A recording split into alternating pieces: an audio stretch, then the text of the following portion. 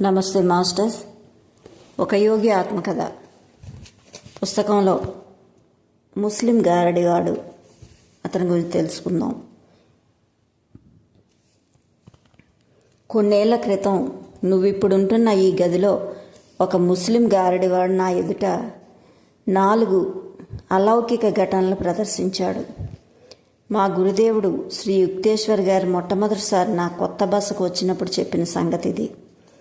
శ్రీరాంపూర్ కాలేజీలో చేరగానే నా దగ్గర ఉన్న పాంది అనే వసతి గృహం ఒక గది తీసుకున్నాను. అది పాతకాలపు పద్ధతిలో కట్టిన ఇటుక కట్టబడి భవనం. గంగానదికి అభిముఖంగా ఉంది. గురుదేవ, ఎంత చిత్రంగా కలిసింది. కొత్తగా అలంకారాలు దిద్దుకున్న ఈ గోడలు పాత జ్ఞాపకాలతో అంత ప్రాచీనమైనయా అని కొద్దిపాటి ఉపకరణ సామగ్రితో సాదాగా ఏర్పడి ఉన్న నా గది చుట్టూ కొత్తగా రేకెత్తిన ఆసక్తితో కలయి చూశాను. అది చాలా పెద్ద కథ అంటూ పాత జ్ఞాపకాలతో చిరునవ్వు నవ్వారు గురుదేవులు. ఆ ఫకీర్ పేరు ఆఫ్టల్ ఖాన్. అనుకోకుండా తారసపడ్డ ఒక హిందూ యోగి ద్వారా అసాధారణమైన శక్తులు సంపాదించాడు అతను.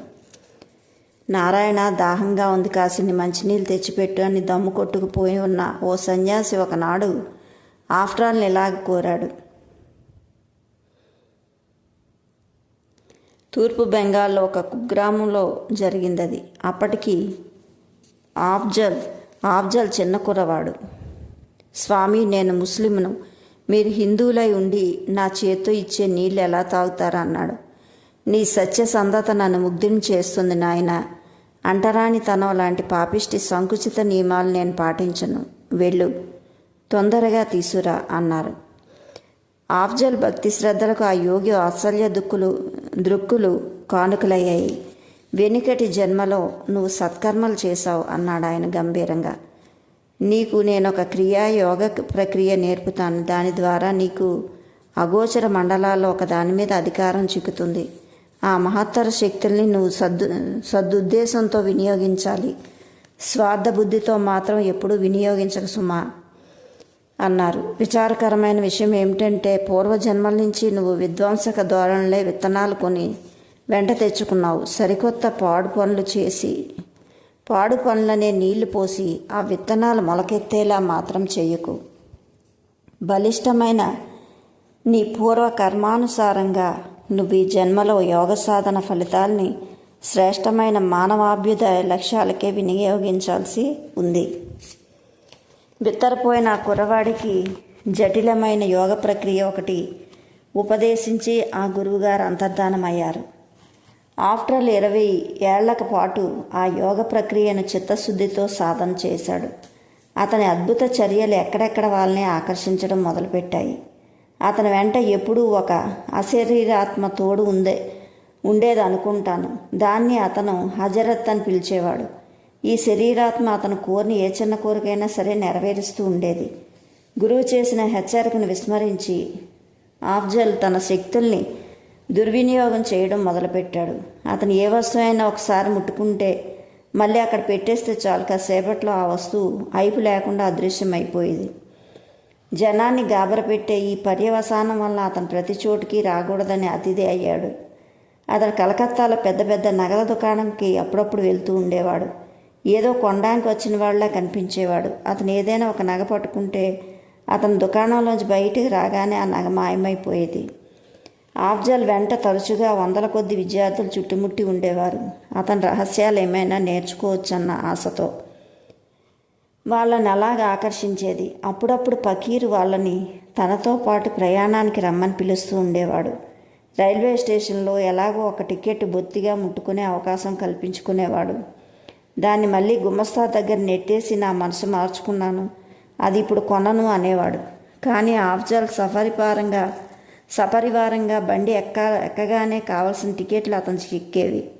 ఈ దోపిడీ వలన క్రోధావేశాలు చెలరేగేవి. బెంగాలీ నగల వ్యాపారస్తులు, టికెట్ల అమ్మకదారులు గుండెలు పగిలి బేజారెత్తిపోయేవారు. ఆఫ్జల్ను అరెస్టు చేయాలని చూసిన పోలీసులు కూడా నిస్సహాయులయ్యారు.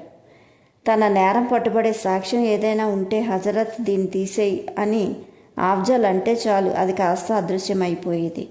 శ్రీ యుక్తేశ్వర్ గారు తమ ఆసనం మించి లేచి గంగానదికి ఎదురుగా ఉన్న నా గది బాల్కనీలోకి నడిచారు. అంతమందిని గాగదరా పెట్టిన ముస్లిం ఫకీర్ గురించి ఇంకా వినాలని కుతూహలంతో నేను కూడా ఆయన వెనకన వెళ్ళాను. ఈ పాందీ భవనం ఒకప్పుడు నా స్నేహితుడి ఆఫ్జల్తో అతనికి పరిచయం అయింది. ఒక్కసారి ఇక్కడ తీసుకువచ్చాడు. మా స్నేహితుడు నాతో పాటు మరొక 20 మంది ఇరుగు పొరుగు వాళ్ళని రమ్మని పిలిచాడు. నేను అప్పుడు బాగా కుర్రవాణ్ణి. ఈ ఫకీర్ చేసే అద్భుత చర్యలు చూడాలని ఆసక్తి కలిగింది. గురుదేవులు నవ్వారు. నేను విలువైనదేది ఒంటి మీద లేకుండా ముందే జాగ్రత్త పడ్డాను. ఆఫ్జల్ నా వైపు కుతూహలంగా చూశాడు. తర్వాత ఇలా అన్నాడు, నీ చేతులు మంచి బలంగా ఉన్నాయి. మెట్లు దిగి తోటలోకి వెళ్ళు. అక్కడ నున్నటి రాయి తీసుకొని దాని మీద శుద్ధముక్కతో నీ పేరు రాయి. తర్వాత దాన్ని సత్తు కొద్దీ గంగలోకి దూరంగా విసిరేయి. అలాగే చేశాను. ఆ రాయి దూరంగా ఉన్న నీటి అలల్లో అదృశ్యమైన తర్వాత ఆ ముస్లిం ఇలా చెప్పాడు, ఈ ఇంటి ముంగలి దగ్గర ఒక కుండ నిండా గంగాజలం పొయ్యి అన్నాడు. నేను నీళ్ళ కుండలో తిరిగి వచ్చిన తరువాత ఆ ఫకీరు, హజరత్ ఆ రాయి కుండలో పెట్టన్నాడు. వెంటనే ఆ రాయి కనిపించింది. దాన్ని తీసి పైన తీశాను. దాని మీద నా సంతకం నేను రాసినప్పుడు ఎంత స్పష్టంగా ఉందో ఇప్పుడు అలానే ఉంది. ఈ గదిలో ఉన్న వాళ్ళ బాబు అని నా స్నేహితుడు ఒకడు అన్నాడు. ఈ గదిలో ఉన్న వాళ్ళలో బాబు అని నా స్నేహితుడు ఒకడు ఉన్నాడు. అతను బరువైన పాతకాలపు బంగారపు కడియం గొలుసుతో సహా చేతికి పెట్టుకొని ఉన్నాడు. ఫకీరు వాటిని వాపిరిగొట్టిలా తడిమి చూశాడు. అంతే, చటుకునవి మాయమైపోయి బాబుకు కళ్ళనీళ్ళ పర్యంతమైంది. ఆఫ్జల్, దయచేసి మా పెద్దల నాటి అమూల్యమైన వస్తువు మళ్ళీ నాకు ఇచ్చేయి అని చెప్పి అన్నారు. ఆ ముస్లిం కొంచెం సేపు ఉలుకు పలుకు లేకుండా కూర్చున్నాడు. తర్వాత అన్నాడు, ఇనపపెట్టిలో నీకు 500 రూపాయలు ఉన్నాయి. అవి తెచ్చి నాకు ఇవ్వు. నీ గడియారం ఎక్కడ దొరుకుతుందో అప్పుడు చెప్తాను అన్నాడు. వెంటనే ఆ బాబు వెర్రెత్తిన వాళ్ళ ఇంట్లో పరిగెట్టాడు. కాసేపుడు తిరిగి వచ్చి ఆఫ్జల్కి కావాల్సిన డబ్బు చేతిలో పెట్టాడు. మీ ఇంటి దగ్గర ఉన్న చిన్న వంతెన దగ్గరికి వెళ్ళు అని పురమాయించాడు ఫకీరు. హజరత్ని పిలిచి నీ గడియారం గొలుసు తెచ్చిమ్మని అడుగు అన్నారు. బాబు అక్కడి నుంచి ఉరికాడు. తిరిగి వచ్చేటప్పుడు మాత్రం ఒంటి మీద విలువైన వస్తువు ఏం లేకుండా నిశ్చింతగా నవ్వుకుంటూ వచ్చాడు. చెప్పిన ప్రకారం నేను హజరత్ని పిలిచాను. అతను చెప్పాడు, అతను నా గడియారం గాల్లో దొర్లుకుంటూ వచ్చి నా కుడి చేతికి పడింది. మళ్ళీ మిమ్మల్ని ఇక్కడ కలుసుకోవడానికి వచ్చే ముందు దాన్ని ఇనపబెట్టిలో పెట్టి తాళం వేసి మరీ వచ్చాను అన్నాడు. గడియారానికి బదులు జబర్దస్తిగా ఉన్న డబ్బులు వసూలు చేసుకున్నాను అన్న ఈ సుఖాంత విషాదాంత నాటకానికి సాక్షులైన బాబు స్నేహితులు ఆఫ్జల్ను చేదరించుకుంటూ చూశారు. అప్పుడు అతడు బుజ్జగింపు ధోరణిలో ఇలా అన్నాడు, మీకు కావలసిన పానీయం ఏదైనా ఒకటి చెప్పండి, హజరత్ దాన్ని తెచ్చిస్తాడన్నారు. కొందరు పాలు అడిగారు. తక్కిన వాళ్ళు పళ్ళ రసాలు అడిగారు. డీలా పడ్డ బాబు విస్కీ కావాలన్నప్పుడు నేనేమంత ఆశ్చర్యపోలేదు. ఫకీర్ వెంటనే పురమాయించేశాడు. ఆజ్ఞాబద్ధుడైన హజరత్ సీలు వేసిన పెట్టెలను వెంటనే దిగుమతి చేశాడు. అవి కిందకు దిగి వచ్చి దబ్బు నేల తగిలాయి. ప్రతి ఒక్కరూ తమకు కావలసిన పానీయం దొరికింది. 4వ అద్భుత ప్రదర్శన అవకాశం మా అతిథేయుని ఆహ్లాదకరం కలిగించిన అనడంలో సందేహం లేదు. ఆఫ్జల్ అప్పటికప్పుడు మధ్యాహ్నం భోజనాలు ఏర్పాటు చేయడానికి సంసిద్ధత ప్రకటించాడు. చాలా ఖరీదైన వంటకాలు పురమాయిద్దాం అన్నాడు బాబు దిగులుగా. నా 500 రూపాయలకి సరిపోయేటట్టు అనేక రకాల వంటకాలు కావాలి. ప్రతి పదార్థం బంగారం పళ్ళెంలో వడ్డించాలన్నాడు.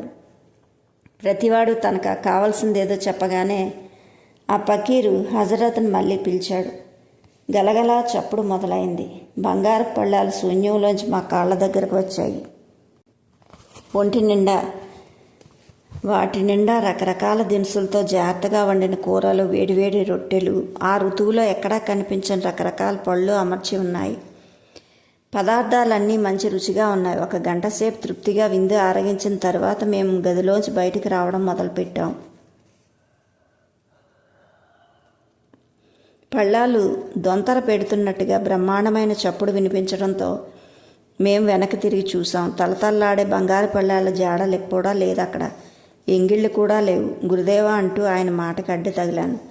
ఆ ఆఫ్జల్ బంగారు పళ్ళాల వంటి వస్తువులు అంత సులువుగా సంపాదించగలిగినప్పుడు పరాయి వాళ్ళ ఆస్తి కోసం వెంపర్లాడడం ఎందుకండి అన్నాను.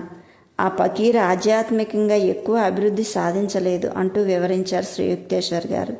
ఒకానొక యోగ ప్రక్రియ వలన అతనికి ఆ సూక్ష్మ మండలంలో ప్రవేశం కలిగింది. అందులో ఏ కోరికైనా తక్షణమే నెరవేరుతుంది. హజరత్ అనే ఒక సూక్ష్మ మండల జీవి సహాయంతో అతను బలిష్టమైన తన సంకల్ప శక్తితో చేసే ఒకానొక చర్య వలన ఆకాశ శక్తి ఎదరిక్సే ఎనర్జీ నుంచి ఏ వస్తువుకు సంబంధించిన అణువణువునైనా ఆకర్షించగలిగేవాడు. అయితే ఈ విధంగా సూక్ష్మశక్తితో రూపొందించిన వస్తువులు నిర్మాణం పరంగా క్షణభంగురమైనవి.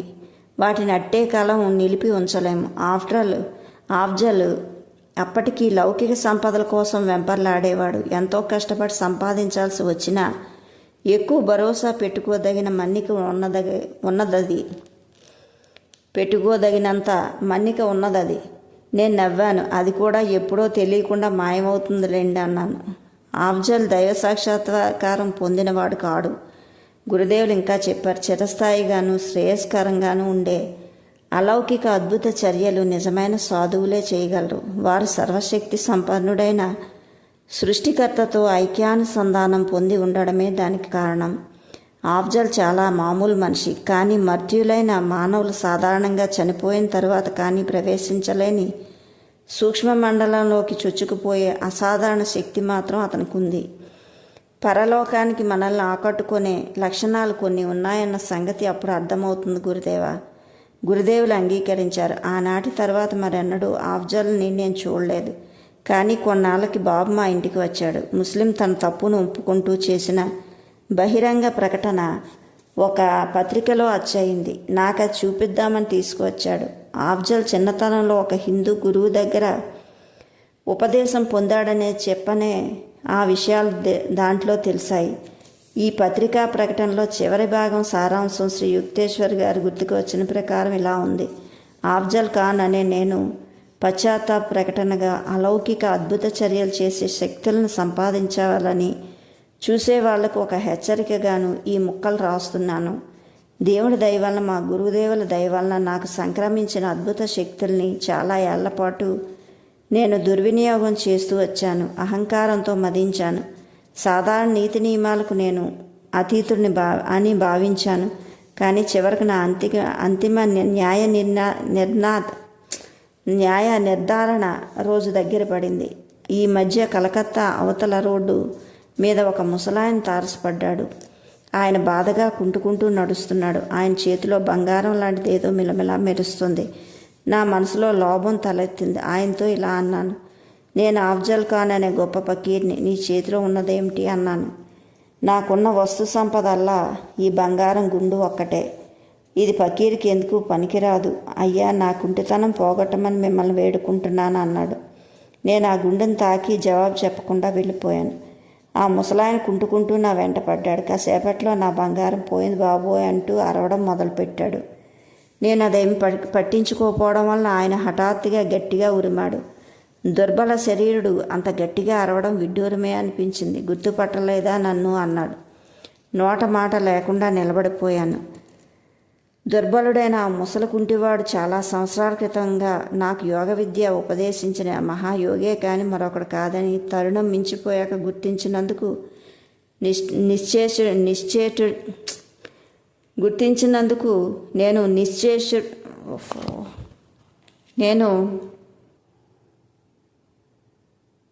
నేను నిశ్చేషుడిని అయ్యాను. ఆయన నిటారుగా నిలబడ్డారు. తక్షణమే ఆయన శరీరం నుంచి దృఢంగా పడుచుతనంలో నిండినట్టు పొడగట్టింది. నా గురుదేవుల చూపులు నిప్పులు కక్కుతున్నాయి. నువ్వు నా శక్తుల్ని పీడిత ప్రజలకు సహాయపడడానికి కాకుండా మామూలు దొంగలా వాటి మీద బతుకుతూ దుర్వినియోగం చేయడం నా కళ్ళతో నేను చూశాను. ఇక నీ శక్తులన్నీ ఉపసంహరించుకుంటున్నాను. హజరత్ ఇప్పుడు నీ దగ్గర నుంచి విడుదలైపోయాడు. ఇక నువ్వంటే బెంగాల్కు భయం ఉండదు. నేను ఉద్గిత స్వరంతో హజరత్ను పిలిచాను. మొట్టమొదటిసారిగా అతను నా అంతర్దృష్టికి గోచరించడం మానేశాడు. కానీ హఠాత్తుగా ఒక నల్లటి ముసుగు తొలగిపోయింది. నా పాపిష్టి జీవితం స్పష్టంగా కళ్ళకు కట్టింది. గురుదేవ, చాలా కాలంగా నాలో ఉన్న భ్రాంతిని తొలగించడానికి ఇలా వచ్చినందుకు మీ కృతజ్ఞతలు చెప్పుకుంటున్నాను. ఆయన కాళ్ళ మీద పడి ఏడ్చేశాను. లౌకికమైన నా అభిలాషలన్నీ విడిచిపెట్టేస్తానని ప్రతిజ్ఞ చేశాను. నా వెనకటి పాపాలకి పరిహారం ఏ కొండలోకి పోయి ఏకాంతంగా దైవ ధ్యానం చేసుకుంటాను. మా గురుదేవులు నన్ను దయతో చూశారు. నీ చిత్తశుద్ధి నా మనసుకు తెలుస్తుంది అన్నారు చివరికి. నీ తొలితటి ఏళ్ల నిశ్చల విధేయత వలన ఇప్పటి నీ పశ్చాత్తాపం వల్ల నీకు ఒక వరం ఇస్తాను. నీ ఇతర శక్తులన్నీ ఇప్పుడు పోయాయి, కానీ నీకు తిండి గుడ్డ కావలసినప్పుడు మాత్రం హజరత్ని పిలిచి ఇమ్మంటే ఇస్తాడు. ఇప్పటికీ ఇస్తాడు. ఏకాంత పర్వతాలకు పోయి దివ్యజ్ఞానం పొందడానికి నిండు మనసుతో సాధన చెయ్యి అన్నారు. మా గురుదేవులు అంతర్ధానం అయిపోయారు. కన్నీళ్లతో ఆలోచనలతో ఒంటరిగా మిగిలిపోయాను. ఓ ప్రపంచమాయక సెలవు.